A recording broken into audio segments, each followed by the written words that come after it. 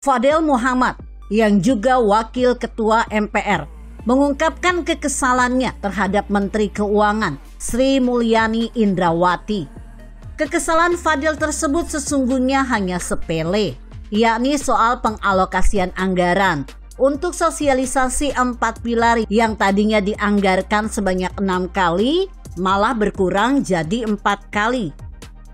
Nah, disitulah muncul usul Fadel Muhammad kepada Presiden Jokowi untuk mencopot Sri Mulyani dari Menteri Keuangan. Bahkan Fadel menyebut desakan memecat Sri Mulyani merupakan keputusan rapat 10 orang pimpinan MPR yang digelar secara hybrid, offline maupun online. Fadel pun kemudian menilai Sri Mulyani telah merendahkan MPR. Usulan pencopotan yang disampaikan mantan Gubernur Gorontalo tersebut kemudian ditanggapi Sri Mulyani melalui Instagram pribadinya, seperti dilansir koran jakarta.com. Mengenai anggaran MPR, seperti diketahui tahun 2021 Indonesia menghadapi lonjakan COVID-19 akibat varian Delta. Seluruh anggaran KL harus dilakukan refocusing 4 kali.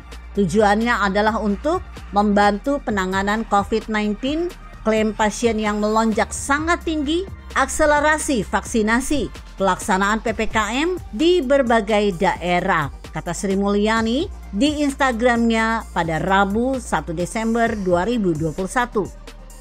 Menurut Sri Mulyani, anggaran juga difokuskan membantu rakyat miskin dengan meningkatkan bansos, membantu subsidi upah para pekerja, dan membantu UMKM akibat mereka tidak dapat bekerja dengan penerapan PPKM level 4. Sementara itu anggaran untuk pimpinan MPR dan kegiatan tetap didukung sesuai mekanisme APBN.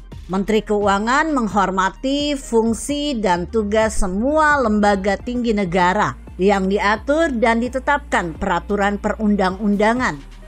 Kementerian Keuangan dan Menteri Keuangan terus bekerja sama dengan seluruh pihak dalam menangani dampak pandemi COVID-19 yang luar biasa bagi masyarakat dan perekonomian.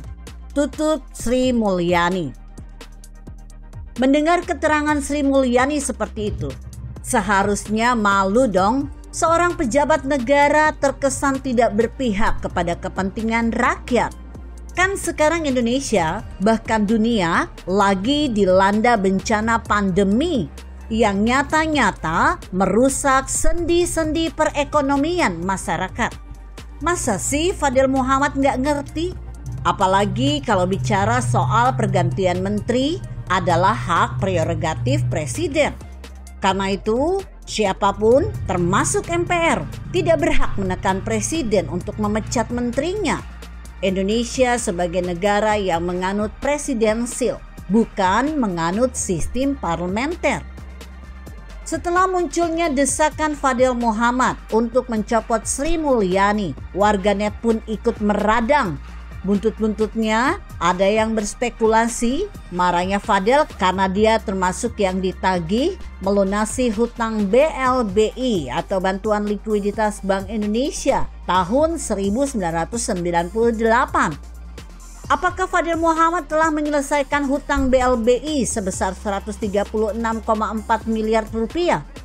Seperti dikutip dari berita Kaltim.co, pegiat medsos Denny Siregar memposting sebuah media online tentang Fadel yang lagi marah-marah. Lalu Denny menyertai dengan cuitan tanggapan atas berita itu. Pak Fadel Muhammad, mending fokus aja Pak, bayar hutang BLBI ke negara 136 miliar rupiah. Kalau hutang sudah dibayar, baru boleh marah-marah ke Ibu Sri Mulyani. Tulis Denny Siregar di akun pribadinya dengan 1,1 juta follower itu pada Rabu 1 Desember 2021.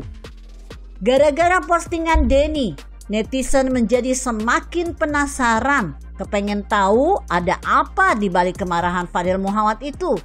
Sebab hubungan pemerintah dengan DPR, MPR, dan DPD selama ini tergolong sejuk-sejuk saja. Denny Siregar tidak kalah seru. Dia memposting lagi sebuah berita tentang tokoh-tokoh yang dikejar Sri Mulyani karena hutangnya di BLBI. Kemudian Denny mencuit lagi di atas postingan berita. Banyak yang marah ke Ibu Sri Mulyani, juga marah ke Jokowi karena hutang-hutang ditagih. Indonesia banget, yang hutang lebih galak dari yang ngutangin, tulis Denny. Ditelusuri dari berita yang di-share Denny Siregar, terungkap memang ada nama Fadel Muhammad dalam listing 21 orang penghutang BLBI.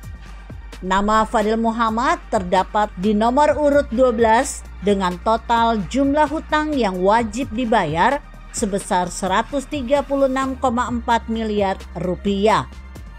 Berita penagihan kepada para obligor itu sedang ramai-ramainya dilaksanakan pemerintah. Bahkan pemerintah sudah menyita aset Tommy Soeharto yang juga menjadi penunggak hutang BLBI. Tidak hanya itu, sejumlah kasus Fadel Muhammad sewaktu menjadi gubernur Gorontalo ikut terungkap.